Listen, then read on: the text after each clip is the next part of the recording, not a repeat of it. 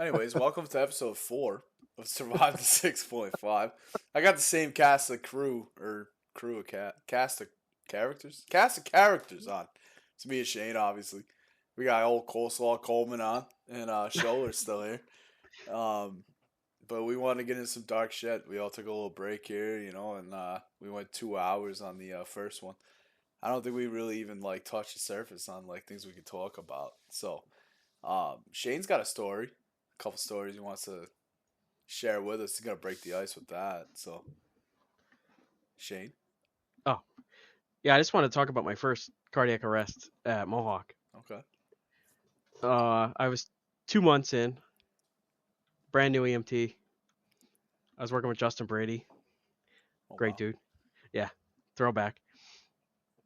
And it was a PEDS arrest, my first arrest ever at Mohawk, period. right, So, yeah, I remember it very vividly for some reason. But so we're cruising on down, and we're always like, yeah, it's bullshit. The kid probably has hiccups or whatever, first parent syndrome. But sure as shit, halfway down, they're like, CPR in progress. We're like, oh, fuck, it's the real deal. But I remember the way to the hospital. Like, I remember the medic yelling.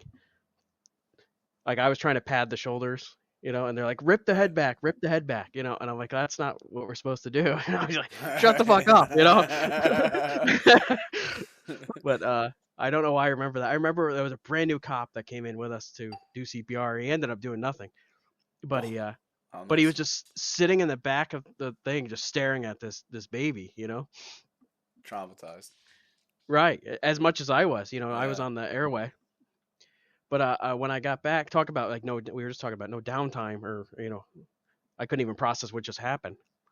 So we get back to Quail Street. I'm sitting on the couch, and the supervisor comes over, and he's like, "Hey, I pulled that chart, and there's not enough information in it, right?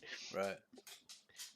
Because I think I wrote it as a John Doe or whatever, because I didn't know. Yeah. I wasn't there to get information. Like, this is a dead baby. No, you're doing the job. Yeah. So they made me go back to the hospital to prod these people for information that are Jesus Christ. standing there with their dead kid. Yeah. But Albany Med took care of me and gave me the information and whatever. But I remember going to Stewart's after, and just I never drank coffee back then for some reason, but I needed one after that.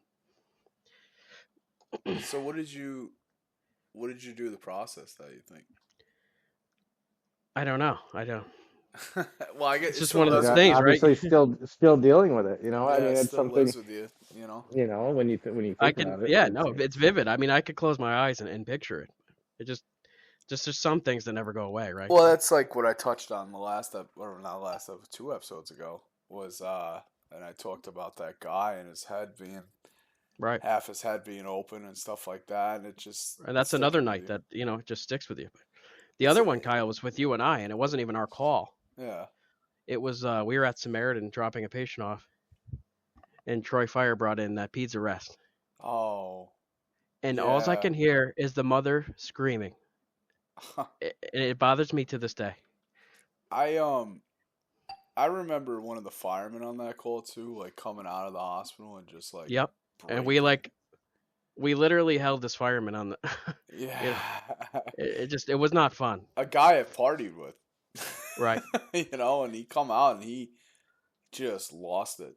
Just completely But just to lost it. hear that the mother screaming, it haunts me to this We had day. nothing to do. We were just dropping a patient off too. Right. And they just came in with that call and obviously looked like they needed extra hands. And we just Right. said, well, Of you know course we what? were going to jump in. We're going to get involved.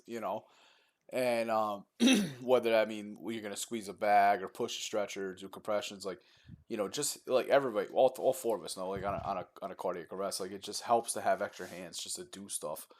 And that's what we hopped in on, and I think that was another kid that got pronounced at the hospital. I mean, you and I had a call together too, where we went out to I think it was Pittstown area ish, and it was a peds arrest, and I think that baby was 4 or 5 months old, and mom rolled over on the. This is like a fucked up part towards the end here, but like mom rolled over on the baby. There's some funny parts to this call too. I'm thinking of too because I remember this is like my first peds arrest as a paramedic, and me running up the stairs with nothing. Yeah, I do remember that. And you had the green bag, I the peds I had box, the the drug bag, box. the monitor. You I looked had- like a pack mule. Shane I'm had halfway up. I'm halfway up the stairs, and Kyle runs down the stairs right past me, back out. He's like, "We're leaving right now." I think I remember telling you like on the ride out there, I'm like, we're gonna scoop up this baby and we're gonna get in the ambulance and just go. And you're like, okay. Meanwhile, you know his boots are unzipped. He's got the shirt half hanging out. It's like 3 or 4 in the morning. It's early, or like late, I guess, depending on what part of shift you're on. we didn't talk about that on air, right? No, I don't think we have better. yet. Well, we should start from the beginning on that one. So it starts like a funny story. We got back from a call, and I laid down in bed. Shane was doing whatever, and I think you were doing a chart because well, he hadn't broken the phone yet, and no, different night. Yeah, I think you were doing a chart because I BLS probably to you, from Fawn Ridge or some shit, and so I lay down, fall asleep. Shane wakes me up. I didn't even hear the phone ring, and he goes, "Don't freak out." And I was like, "What?" He's like, "Don't freak out." I was like, "Dude, what?" He's like, "I asked for Jen to come up as paramedic backup." I was like, "All right, dude, whatever. If she wants to come up, I'm not gonna freak out about that." And he goes, "No, just don't freak out." And I was like, "What are we going on?" He's like, "Cardiac arrest. I'll meet you in the ambulance. Don't freak out." It's like, okay, it's cardiac arrest. Like, whatever. At that point in time, I'm like, it's a code. Code's a code. So I get in the ambulance. Meanwhile, Kyle's like, "Please be dead for 3 days. Let me call Let me just run a strip. Go back to bed." We're on right. our ride. I had the tidbit information above him, so he knew a lot of the information about it. And I get in the ambulance, and we start going. Now, Shane and I at 4 in the morning would never run lights and sirens unless there's like traffic for whatever reason. He's got the lights and sirens on. I look over at him. I'm like, "How old's the patient?" He goes, "Don't freak out." I was like, "Shane, how old's the fucking patient?" He goes, "Well, they said they're an infant, probably like 3 or 4 months old." And I went, "You better drive a lot fucking faster." And I think, dude, Shane, I don't know how you didn't get written up for it. We were well over 80 the whole way out there. 86 miles an hour, I think. It was in the old 36. We were in and that thing was 36. howling. That thing, I didn't know how we made it there because it's like, like struggling. And redlining. I remember telling you, I'm like, listen. Nobody ever said a word. But I was like, we need a game plan here, Shane. When we get there, we scoop the patient up because I know how hectic these scenes can be. With a kid, I'm like, we scoop the patient up, we get him in the back of Pittsdown's ambulance, and we just go to the hospital. Are we good with that? He's like, "Yeah, we're good with that." So all right. So what I do remember, Kyle, is there was kids everywhere. There was kids all over the floor. There was kids sleeping on the couch. It's just a weird. It was a weird. Most of them were asleep, but a couple were awake, looking, and it was just. And it happened so fast. We get in there, and there's a cop at the front door. He's like, "They're upstairs." I said, "All right." I grabbed my stethoscope and ran upstairs. That's it. You definitely needed that. Right. Meanwhile, I'm trying to get everything Shane on my back. has drug box, peds box, and we didn't have, for all you kids now that have like these nice little bags of drugs and everything in it that you need for ALS, we didn't have that. We had the giant fucking tackle boxes that weighed 85 fucking pounds each, and the peds box. You didn't know if you were saving a life or going fishing. Right, and the peds box was a fucking big ass toolbox that was as heavy as it could be. So he has that. Those two things, the big ass green bag with the oxygen bag and everything in it, the monitor, and the fucking intubation kit. And he has it all on his back like a pack mule. He's got 800 pounds on his back. I run up the stairs. There's this big dude, Jay LeBaron. He's big, like cornbread guy. He's fucking, just massive. Farmer boy kind of guy. Picks the baby up like a football. And he's doing compressions with the 2 fingers. Has the baby in the other hand. And he just runs down the stairs. And I follow him. Here's Shane. Just Right gets to the past me. top. Just gets to the top of the stairs and he's fucking sucking wind. And I go, meet us in the ambulance, Shane, when you don't like here, let's go. Fucking, he's like, fuck. Kyle didn't grab a goddamn thing, just ran. I just ran. I mean, in a way, I was freaking out a little bit, you He know. was holding his boots on. And so we get Oh, into I'm sure he didn't we zipper his boot. we get into the back of the ambulance, and now I'm like, all right, I need my IO gun, needle. Somebody get me some epi ready. Let's get the monitor on this baby. And somebody said, well, none of that stuff's there yet. Shane's still on the stairs. And I went, God damn it. Fuck, I need all that shit he's got on his back. Shane gets to the back of the ambulance. I tell Shane, I'm like, secure the ambulance. You're riding with me. And then finally our medic backup gets there. And the medic gets in the back of the ambulance.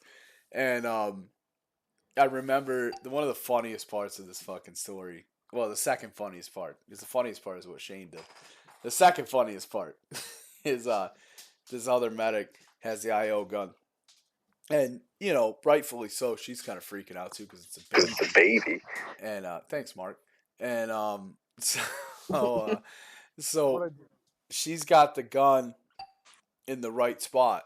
And I'm telling her, just drill right there. That's where you want to be. And she's like kind of freaking out about it. And fucking, it was like that movie Ghost. I like put my arms around her and have my like mouth up to her ear. And I'm like holding onto the gun with her. And I'm like whispering to her ear. I'm like, go ahead. Just pull the trigger. There you go. Right there. Just drill it. And so she does. We get access. And, you know, we're bagging this baby. Regular BVM. And, you know, it's a hypoxic arrest. So we obviously need to try to intubate her. Or him or her. I don't even remember what, you know, whatever. But we have to intubate this baby. And I get everything out. Laryngoscope, tube. And, I get in there, and Mark, you can kind of touch base on this. Like, intubating an infant is almost impossible because there's so much in their mouth and you can't really see anything, and you're just looking for vocal cords, you know? And I have, like, my eye is legitimately in the baby's mouth with all this stuff. Like, I'm so far, like, so close to this baby. I'm in the eye, in the mouth. I just finally find vocal cords. And the baby's stomach is so distended from BVMing, you know. And Shane just idle hands. Has nothing to do. I stop him from doing CPR so I can get the tube. And Shane decides to push on the baby's stomach. My intrusive thoughts. Was to push on the distended stomach. And as I'm about to put the tube in the vocal cords, the baby goes right in my eye. Yeah, it's fucking. And I pull everything out and I go, start doing CPR again. I was like, what the fuck, dude? Well, I mean, moral story, I wound up getting the tube, you know, luckily. And, yeah, I mean, that was a fucked up call too, because we got to the hospital, we got to Samaritan, and we bring the baby in there and put the baby on the stretcher or the bed or whatever, and they do a few rounds of CPR, and I mean, obviously, we were never gonna get this baby back. They were asystole the whole time and very hypoxic, and I kind of remember. I think you went out with Jen and Coco got back, and you guys were kind of putting the gear together. But there was a part of me, like, I was in the room the entire time, like, working this baby for, like, a half hour. We were doing CPR and stuff like that. And finally, when the doctor decided, like, you know what? We've exhausted our resources. There's nothing we could do here. We're going to call this baby. We're going to end CPR and pronounce the baby dead or whatever. I remember coming out of the room and just kind of, like, collapsing against the wall. And just sitting on the floor for a little bit and just trying to, like, process it. It was, like, a tough call to sort of be on. Because, you know, it's such a young life that just got lost. And you do everything right. And you do everything you can. And you don't get that person back. And a few of the nurses were able to kind of, like, you know, talk to me or whatever, and we got through that. And I remember going out to the EMS room and Jen just being pretty strong, you know, kind of distraught out about it. You know, you and Jen both had kids. Shane at the time, Coco too, and Right. I didn't have kids at all, but at the time, and I just remember it being really hard on you guys, and the tough part about it was, again, we just had to kind of put everything together and get back in service, like get ready for the next call. And Hmm. the kind of sickening part was we got into the ambulance, Pittstown's ambulance, to go back up to our ambulance that was still on scene. And you and I are in the back of this dark ambulance. We have no idea how to turn the lights on. I just looked at you. You looked at me and just started laughing. Like, it's Right. not a great thing to say, but like that's how we kind of processed through that. Was like, I can't believe you just made this baby burp in my eye. And right. And I mean, if you tell that story to, Joe Schmo on the street, he'd think we're crazy, right? Yeah, which we are. I mean, just listening sounds, I don't even know the right word for it. I mean, it doesn't sound, again, when you go on those calls, it just, trying to listen from an outsider, it sounds almost like you guys have no emotion to it, There really wasn't and any emotion. which there is, and that's the sad thing, is there really is. Well, it's the damaging part of compartmentalization. You take this call and you just compartmentalize it and you never think about it ever again until you do, and it just fucking completely destroys you, Right. But when you say the funny thing about the story, and it's like, to us, that's somewhat normal, Yeah, but like to and the then regular when person. someone, I mean, even not to the regular person, I mean, Well, that's obviously, I think the worst part about that call too was, afterwards, after we had already gotten done with the shift and our relief came in, I'm still doing paperwork and we're still kind of putting gear together, whatever. And CPS calls me and they have all these questions. They're like, "Hey, do you recall seeing salamander heaters in the house?" "No, ma'am, I didn't." Yeah, it was a bunch of weird Like, questions. yeah, they're asking me all these questions. Do you I'm like, remember "I seeing don't other know." kids? Do you, I remember seeing my partner almost drop his well from I carrying just all the like gear that I the didn't carry. the only thing I remember. I mean, I told him, like, the only thing I remember is I sprinted up the stairs. I found unfortunately a dead baby that we wanted to bring back to life, and then I remember the fact that my partner was also having a heart attack on the stairs because they were carrying 8,000 pounds of gear up and down the stairs by themselves, and that's really all it is. I mean, I was like, I remember telling you, I kind of got frustrated. I'm like, there was fucking 4 cops on the scene, and this is their job to take in the whole scene. Like, ask them.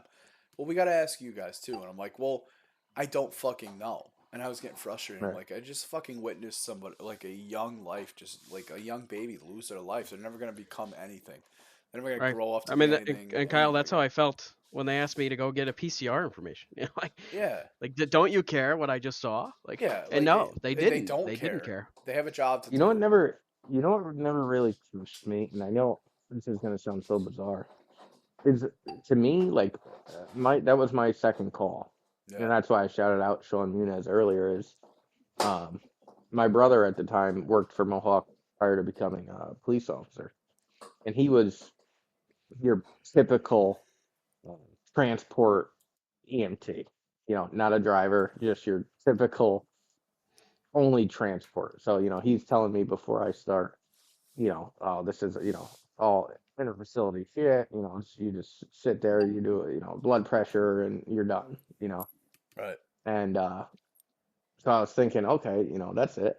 And literally my second call is with Munez, and it was for like a 2-3 day old baby arrest in Rensselaer. And it was the same, same outcome, nothing, no need to go into detail, but it's the way he composed himself during that call and allowed me to work on the baby as well, instead of I feel like a lot of people would be like, all right, just kind of back up and stay out of the way. Right. Where he was more like, no, this is your job. Like, I'm the medic, but I need you to do compressions. I need you to do this. Like, you need to work as well, but and people treated me at that point like that was the most aftercare I've ever received. Yeah. Like, people were like, "Are you okay? Are you okay?"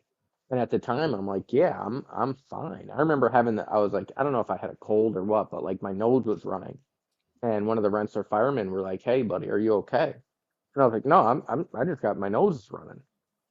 The very small babies, well, this might sound crazy, but never really bothered me. And I don't know if I try to to make it seem like the baby never had a life either, if that Right. kind of makes sense. But I remember going on like an 8-year-old at the park, or a 10-year-old, preteen, like those medical calls bothered me the most rather than baby, Right. you Right. know. I don't know why, maybe it's trying to make it seem like justify it in my own head or what, but I think it's people who different were for already everybody living else. life, yeah, people who were already like, I'm not saying the 80-year-old, it is what it is. Yeah. I chalk that up. You had a good life, but like when I hit that, 6 to 10 range, it was like, damn, those ones hit me the worst. Well, Mark, do you have anything that kind of sticks with you here or what? Well, I'm not to mention names on this podcast, but Adam definitely mentioned Rensselaer Fire, and I can't hold any other department as high as them, in my opinion. Right. Every They call, were they were fantastic all the time. every They bad still call, are. every bad call I've ever done as a paramedic, they have been rock solid in everything they've done. So, I mean, I've delivered breech babies in their department, Right. which is a sore thumb with when it comes to our commercial agency.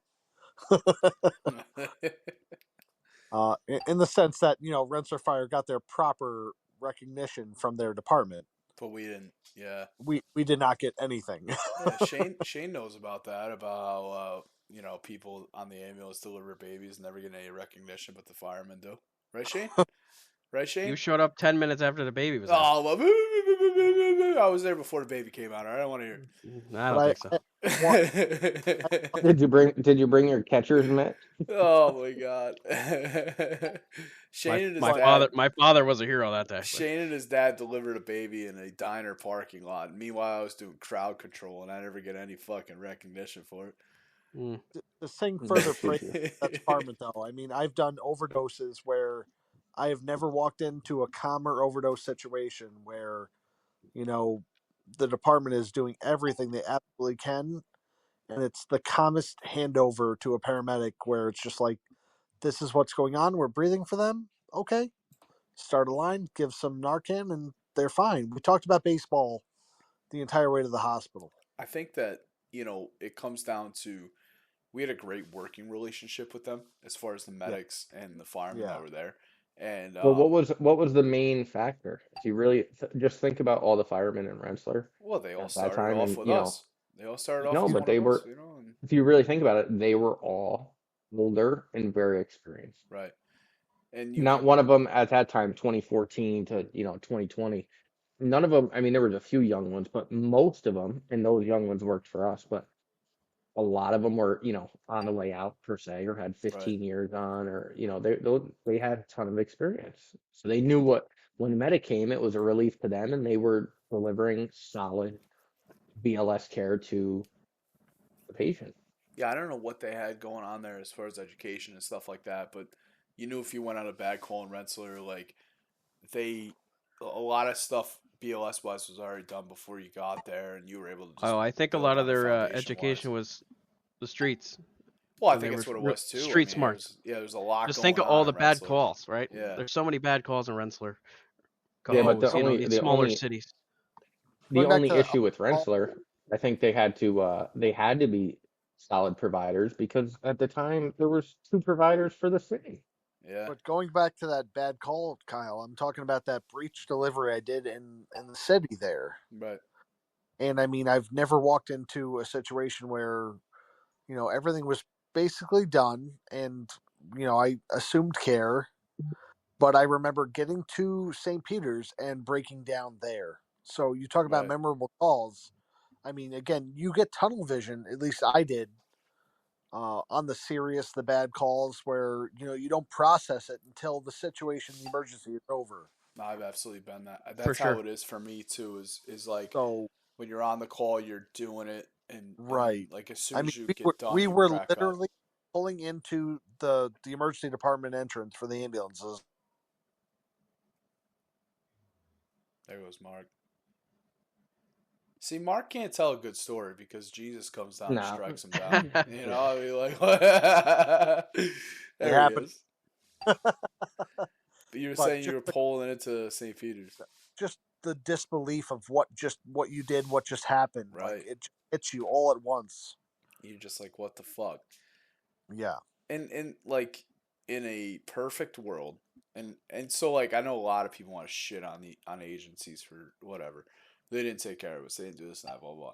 But it's like the company, like, that's their business model, you know, and I can't get upset about that. Like, but in a perfect world, you'd go on these calls, right?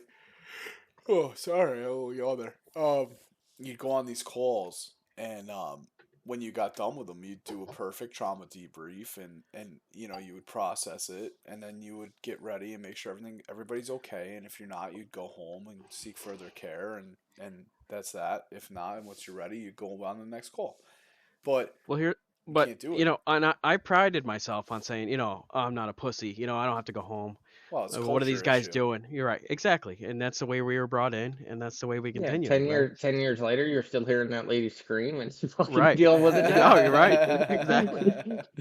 Like, well, PTSD, you know. That's the other issue is there's a culture issue, and I think I said it a lot in the first one. It's like, it's okay not to be okay. It really is. Right. It is, but it doesn't. And I'll be honest, as much as I shit on like the company didn't have anything for us, you know, blah blah blah blah. There could have been a damn therapist at 3 o'clock in the morning sitting at that kitchen table, and you know what I would have did? Walked past them, smoked a cigarette outside, came back in, right? Because I didn't watching TV. I didn't want or think I needed help at that point. Well, the best help you got was when you got back to, and this was a culture thing, was you go back to the station and you processed it there with the other EMTs and paramedics that were there, and you just got to talk to them, and you know, and if you had that time to be able to sit outside, I mean, how many shifts did you like get back and everybody was there and you just sat outside for 4 hours when you should have been sleeping, but you sat outside Every for 4 shift hours was like and that. you just like, you talked, you know, and how much did that help you? You know, I know it helped me a lot. You know, Kyle, I talked about it, but it both helped me and hurt me in the sense that it developed my addiction for nicotine. Right. Well, yeah, because you like, I can't wait to go out and have a cigarette with those 6 other people and just it's where talk. The salty went to decompress from their bad call. Central was the grill. Quail was, you know, right out front of the station. You know, like Schenectady was out in front of the station. Like, that's just what you did. And then, like, if you were in, like, a Troy... Like, I remember being in the Troy and Brunswick area. And, like, you always hated having to go to Schenectady or Albany. But the cool part was when you got there and there was people out front of the station smoking a cigarette. And you're like, oh, dude, I haven't talked to these guys in, like, 3 months. Like, let's go out there and talk, you know? And I miss that stuff. The camaraderie of the Central, the Quail, the Schenectady stations were uncomparable. I mean, you had 4 to 6 crews at any given time. Right. But I feel like the crews were so similar, and the crews were always constant. Well, we always, you know, we all worked together for a long time. And I feel like shout out Butters, because he made sure you worked with, you know, at least for the majority of the people, you worked with the same people, and they gelled well together, you know. And again, it was helpful for us, you know. Right. It was never like, oh, there's a new person, or, you know, it was always the same characters in every station. Yeah, you built that which is good and bad. Yeah. 100%. Yeah, because I mean, there's some horror stories about, you know, peanut butter on televisions and, you know, things like that. So. You'll have to tell me that one after. Adam, you have nothing to do with the peanut butter on the television. It wasn't even in the right area. And you're like, oh, yeah. No, you'll have to tell me that one later. I don't recall that one. That must have been that was a Schenectady thing. Van Patten. Oh, she well, we talked about this, and she just throws everybody under the bus. There's no. He's gone. He doesn't even work there. Well, I don't realize why he ever put the peanut butter on the television, anyways. But yeah, he did that. Well, he tried to use a mop to clean it off. Yeah, then he took a mop. It broke the propaganda. and fucking wiped the propaganda board off with With the the mop. Broke it. Oh my Christ. Well, I mean, like, so we're on the deep dark cycle, right? I mean, um, I guess the three of you guys, like, is anybody ever like struggled with uh, I guess the depression and ultimately like the suicidal ideations kind of thing, or am I the only guy? No, absolutely, Yeah, absolutely. But I that mean, goes back definitely. to I mean, my introvert self, right, right? right, right. All that time alone in your own head. I think I do it a little different. I mean, it's not really suicide, but again, it makes me think. Why is this? Why did this happen to this person? And what makes me different from that person? Um, or why to this guy but not to me? I Yeah, don't know. I feel like I hold a lot try to The relate it to my best life. advice I give from a call that's been a negative outcome is what how do you compartmentalize the outcome of a call? right. And it's, could you have done anything different? What could you have done anything different? Uh, and honestly, you have to live and learn from that if you're going to survive. Yeah, Well, you have You to know, be okay with every outcome. you don't have to be okay with it, but you have to learn something from it at the very least. I think that's something the fire departments do very well, where EMS probably doesn't, right? Or at least the agency where we worked at didn't have a good QA or QI. I haven't really talked to a lot of agencies that necessarily the providers feel like that they have that, you know. Because then it seems personal, like, oh, well, you didn't do this on the call. Well, fuck you. I did Right. all this. Right? We don't take well to that kind of Well, there's a lot of pride too, pride. Yeah, but it seems personal. in reality, it should be like like so with the fire departments, you know, if something gets screwed up there, it's like, oh, well, it's a learning experience. Let's learn from it, blah blah blah. Where for us, it was like, well, you screwed that up, like Yeah, you in a killed that old lady, you piece of shit. yeah. I just Instead of it being Well, I like, also feel well, you like made a mistake. Let's learn how to learn from this and mistake. we were always scared to, I would say, getting written up or fired over, Oh well, that some was the thing. stupid shit, right? You never knew if you were gonna come back in and have a job the next day. So why would I we admit to our mistakes? Right. I, but I I also think feel like the brotherhood was different because if you look at like the fire department, like if they had a bad call, I feel like the next crew would say, you know what, take 2 hours off. We'll Right. handle the calls. Where Mohawk Right. could be like, Yeah. no, you're up. You're up. Next call. You're I'm up staying next. here. You're up. Well, I think it also depended on who you worked with. I mean, like if you built that camaraderie up, like when you're working at Albany with all the crews and you No, worked with the you could count constant on a crews. handful of you could count on a handful. Honestly, you could count on a handful of times where you would be like, yeah, no, I'm not taking that call. That's you could have had the worst call in your career and they'd be like, no, dog, I just went to 400 Central. You're up. Yeah, You I know. just had this lady walk out to the stretcher and crap a baby out. All right, so I don't want to hear it.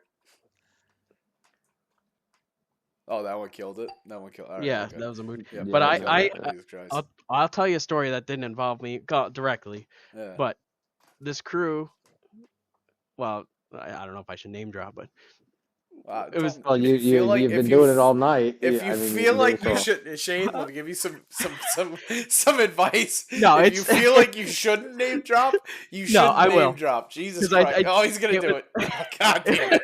well, it was definitely Phil Saunders, Okay. and I think it was Tyler Lee. I think they were working together, Oh my God! I but gotta they go on there. went. I gotta go on Tyler's podcast at some point. Have them tell this story, but Okay. I'll tell it right now. So they went to a literal murder scene, right? Yeah. This guy stabbed his mom like 47 times and was Jesus hiding Christ. hiding in the backyard. Nobody told. I don't know if the information from the 911 was screwed up or whatever. Nobody told them the stage. Yeah. So they walk in alone before the fire department, and then there's just there's blood, guts, and ass everywhere in this apartment. And they're like, "We gotta go. We gotta get the fuck out of here." Long story short is the guy was hiding in the backyard, like. But I went on all in a the here, this is the best start. So all in the confusion, they dropped their fire portable, So I was in charge. So I like, hey guys, take a few minutes and I'll go over and get it. Relax. Saunders looked like he's seen a ghost. Well, I Right. mean, he kind of did, but in this portable, I picked it up with my bare hand, absolutely saturated in blood. It was disgusting. Oh God. So I'm like, son of a bitch. So I go back to the station, and doesn't the phone ring? And they're like, "Hey, we need those guys on the air. We gotta transport for them." Like, I don't think you understand what they just saw. Right. Right. But have them tell the story. I don't. Yeah, I'm gonna. And they still did it. They still did that transport, I'm sure. No, I think I told them to find somebody else. But Jesus. if I wasn't there, maybe. Oh, they would have absolutely went on it. Yeah, right. I one time, me and who was I with? I think I was with Carmody, and we get called. We had There's pulled- there's another guy you need to have on the podcast. Oh about yeah, process. I don't even know. I If he's don't know still if he will. alive. Yeah, I don't think he'll come on. I haven't talked to him since he dropped off the face of the earth. And, but I see him.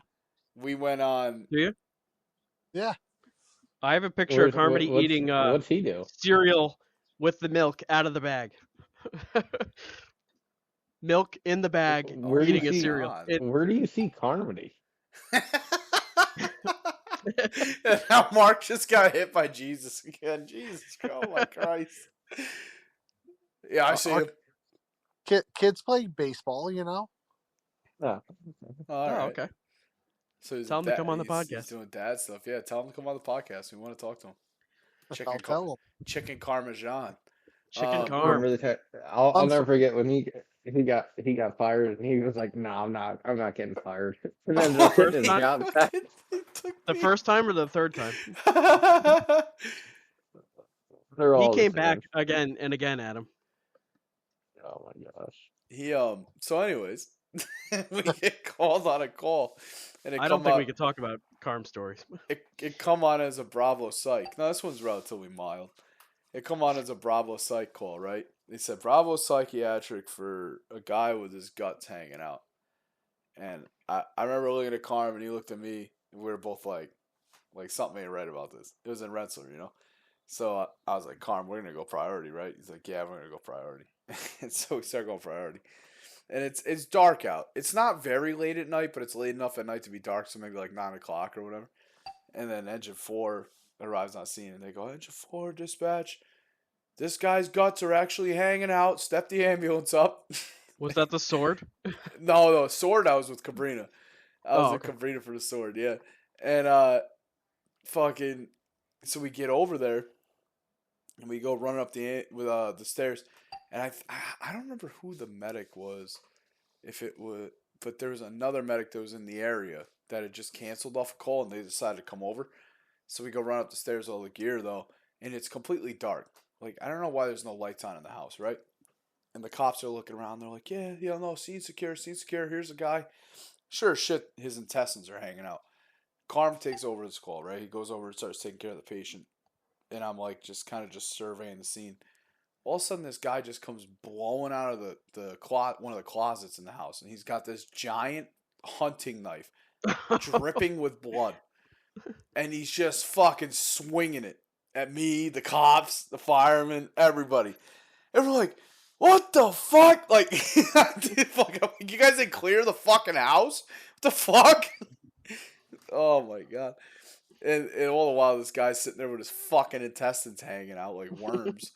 And I'm getting trying to have to fucking tackle this guy to the ground. It's got a fucking bloody hunting knife. It was like fucking 10 inches long. Man. That was a good time though. But yeah, no. Chicken Carm. We gotta get Chicken Carm on. No, you mentioned in past episodes about being assaulted, right? Yeah. Which time? For you, which I say it's never happened. You've never been assaulted? I can't remember a time that I've called an assault. Like you've never been punched in the mouth, spit on, No, beat well, up. but I mean, Jesus it's Christ. not something I. No wonder why Mark has such a long career, man. He's never had any of the bad parts. Well, He never had to run City of Albany fire calls. Well, true. I attribute part of that to verbal judo. Verbal judo. Correct. Okay. No, Where Yeah, do they civilization. teach that?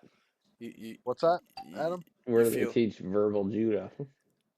Well, I learned it in the Police Explorers back in high school, but Oh Jesus! Shout out the Explorers. Police Explorers. Suffolk County Explorers, absolutely. Well, that when you have all that money on Long Island, you can have stuff like that. You know, I fucking- believe- Mark, I want to touch base when you said you were looking at your What's that? when you said you were looking at your case earlier of all the agencies you work at. Was the Explorer badge in that case? Did you ever arrest anybody, Mark? What the fuck? Agencies I've been at. Did you get your badge one of those stickers? Like, what do people get arrested for on Long Island? Not paying their taxes or something, or what? You talk back. You talk back to the Explorers, bro. You're just Don't fuck with the Suffolk County Explorers. Jesus Christ. I believe they're the highest paid police agency in the state. I believe the Explorers are probably higher paid than most in upstate New York. The Explorers are probably making more than we were, but Jesus Christ. You gotta remember, the Explorers are a branch of the Boy Scouts. Oh, so you got touched too, Christ's sake. No, absolutely. No, we had two of the best, absolutely best, people that were running that program there for Right. sure. So So you I go. want to say So your verbal de-escalation. the verbal judo that, and again, the psychology degree that I ended up with that really does, I think, something but nothing in our field. Right. It was all credited to the Explorers. Somewhat, absolutely. Just that knowledge, and again that learned experience through the career. But I've never gotten into that. I've understood through my trainings from BB, and it's not. You just have to take every situation at what it is. You don't feed into what's going on in their minds. You just kind of go with it. And Mark, I want to kind of say that I think Adam's right. Like I just think you never had to do the fire car thing. that's also part of it. Like sometimes you would just For sure. I once got maced by a cop on the fire car. Like I just those things just I think happen. I got assaulted. I think I got assaulted more than by cops than I did patients. To be honest with you, That's You the should have bigger had your part of Explorer. You should have had your Explorer. shut up.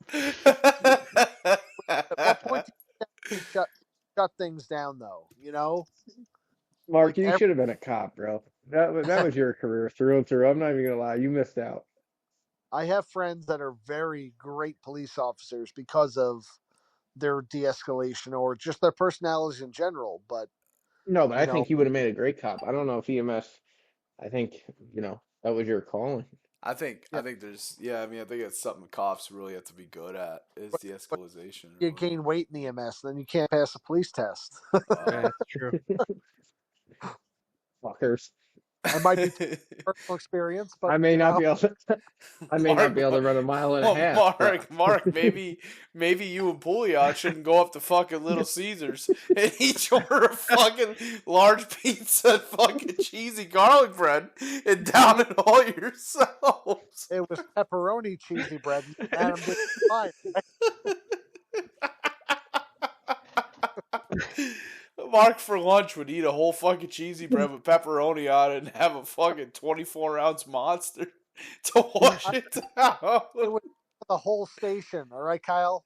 You put the whole station. He locked himself in the supervisor office. So for the rest 3.5 episodes, I'm going to call it, we have not mentioned a pizza party once. We have plenty of them. Well, it was more or less that was once a year when they brought The us all pizza the party moles. was when Mark took the pizza and locked it in the office with himself. Better better debate that right now because it was pizza party every shift. For you. Maybe at the Explorers. Maybe the Long Island Explorer program did pizza party. I always bought 2 extra pies for the station. I never saw one of them. I don't fucking what the hell you me, talking? me neither. As me and Kyle were scraping for quarters under like Adam, you remember that time? You remember that time? You guys don't remember? It's only when you weren't there. You and me were working with Diane, and we got back to the station after like running until 1 in the afternoon, from like 6 to 1. And she goes in the fridge, and there was like an old salad. old nasty ass sub. And she pulled all the veggies off. And she pulled it out. The bread was moldy, and she smelled. She smelled the meat and was like. She smelled the meat and said, "Oh, see, that's bad, Adam." She said. She said the bread and the meat's bad, Adam, but the veggies and the cheese ain't. So I'm gonna make a salad. Just no idea whose sub this was. She fucking pulled it all up, put it in a bowl, and ate it. Dude, anything that went in that fridge, I'd never touch.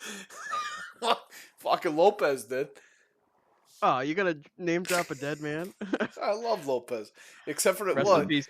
Listen, rest in peace, Lopez. But you knew you were on your way out when you used to every night sit there with a sleeve of fucking Ritz crackers and a stick of butter. I'll never forget he worked a shift in Central, and somebody had bought must have been the summertime. I mean, somebody had bought like 2 pounds of ground beef to cook burgers. And that night he just was like, "Whose ground beef is this?" And I was like, "I don't even know, bro." Because I'm not about to tell this man. I'm not about to tell this man no. Adam hasn't eaten in 2.5 days, anyways. And this dude just starts going to town. Nope, not cooking it. No, nothing. Just eating the ground beef. Bullshit. He did not. He ate it raw. Bro. He ate it raw. Yep. Cap. No cap. No cap. No cap. Jesus Christ. Started eating raw ground beef. Which you can actually do, which isn't unheard of. I'm not taking fucking raw meat advice from you, Adam. I'm sorry. Jesus Christ. Well, you know, that shit was chicken's a little chewy, but no, that shit was 100% true. You can get it down. His favorite line was always "No name, fair game." Yep. Even if it had a fucking name on it, it's just in the fridge, fair game. Doesn't have a date on it, so. Oh man, was there ever any is going people, off the rails. Was there ever any people like that in the Explorers Park or what? The Suffolk County Police Explorers? I think Mark left. No, I did not. Oh my god. Fucking Mark, did you have to bring up?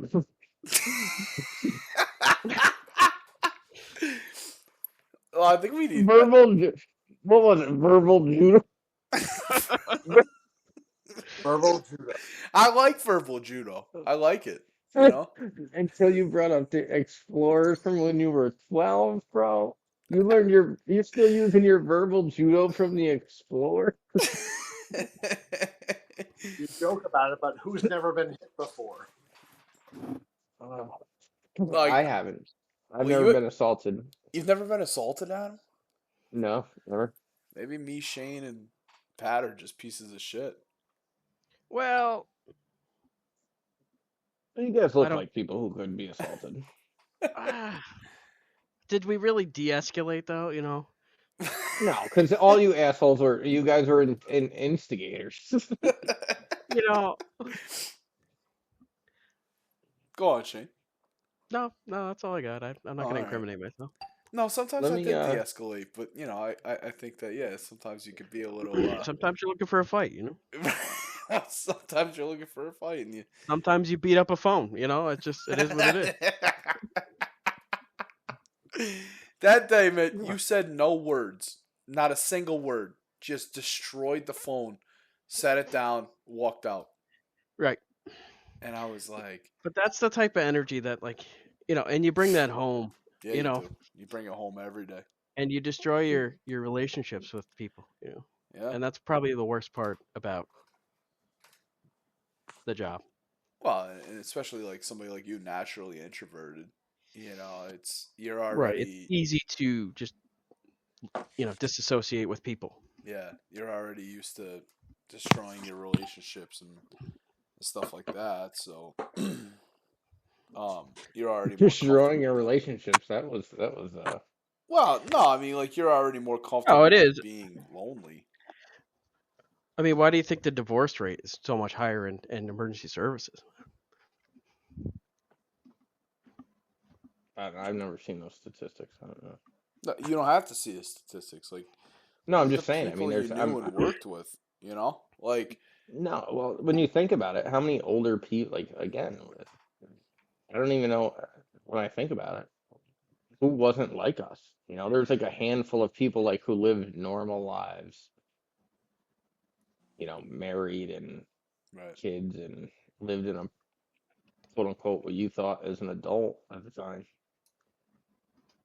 But did they even go on calls anymore?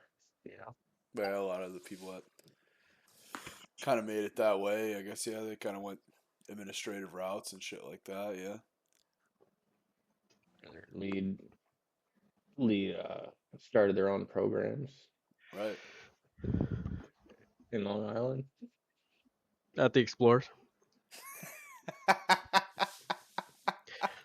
You keep knocking, man. Mark, what did you learn at the Explorers? The Suffolk County Police Verbal Explorers. judo. Other verbal judo. Did you ever I shoot? think- Did you ever shoot any unarmed? Okay. And this Oh, was our final episode. I don't think even in simulations I ever did that. No. good. That's a good cop right there. I'm back. So that's it. That's all you got for me from the I Suffolk don't think County Police Explorers. in simulations I ever did anything like that. Okay. That's how you know you're from a rich neighborhood when they got simulated. For the fucking Explorers. The Explorer. You laugh. You laugh. Oh my god. Does Albany have Explorers where they just put them out on Clinton Ave with a gun? Troy has them. Albany's got Explorers, yeah. Albany's got Explorers. They go down to Second and Judd and let them know when the shots start firing off, No, they're like, they probably leave them in the office. Oh. Good What do we? spot. Let's wrap this up. Yeah, I mean we've gone an hour on the second one. Already. I don't know. Yeah. Have we? Yeah. It's 53 minutes, Dark. yeah. Real dark. I don't know if we got very dark, We didn't. Well, so we did it with Butters and we did it with Curvin and Dunham. I guess we'll start with you, Adam. You got anything you want to tell somebody, do somebody, advise Yeah, to what? somebody, like what? Do like, somebody? Don't do anybody. Jesus Christ. Any like lasting words that you think would help somebody or whatever, or you wish you knew Yeah, no, before. I mean, I think in the career field and not even in the career field, I think if you're suffering and that you should definitely reach out to somebody and if also I think it's just as important to know the signs, Right. for someone looking out for other people, I mean, I always said, and I know there's a ton of quotes, look at your friends who are the happiest, a lot of times they're battling stuff you don't realize, so it's definitely not just EMS, it's nationwide and there's a lot of people that need help and they're scared to reach out or even me and you, Kyle, we didn't even think we had a problem. No. And we obviously did have a huge problem and we were lucky enough to I never fortunately I never was self-harm, but it's amazing that there's people in your corner that got you to the other side. Yeah. So definitely reach out, and I think it's more important, like Kervin said, to know the signs and be willing to help. That's the biggest thing, is be willing to help. Right. Mark, do Kyle, you have do you feel safe at home? well, you're the Sounds like bank. you got some domestic violence going on there. There's always domestic violence going on here.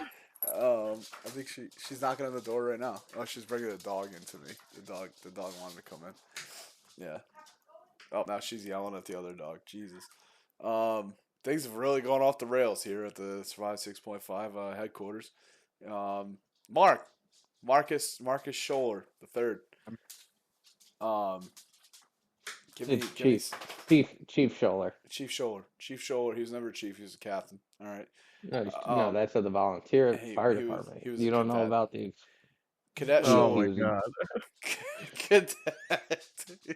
Cadet Scholer. Give me some lasting words here. Something that you wish you could tell somebody that's give gone, him some verbal judo. judo. Don't give me a verbal judo. Don't fuck me up with your words. All right. It's verbal judo. Don't write us up. It really is not meant for everybody, and I don't know how we can really separate those people from the ones that are meant for the career. Right. It's not, again, somebody mentioned it, Butters. It was Butters. It's who wants to be here to save a life? It's really, you're not gonna. Right. It's very slim and far and few between the lives you're gonna actually save. You might get some overdose, reversals, but that's not a save in EMS careers minds. No. At least No, but the life you may, and that's another thing, is the life you may save is your partners, and you don't even realize it. I think we have to take a step back on lives saved, and sometimes for me, having struggled through addictions and mental health issues and stuff like that, but also while I was struggling through addictions and stuff, one thing that I really had a hanking to that a lot of people look down on was when you picked up the usual drunks or drug addicts or reversals and stuff like that, and just trying to talk to them and be like, listen, man, you have a life, and maybe you could turn it into something, and I think like you could save somebody's life that way too. They didn't die, but you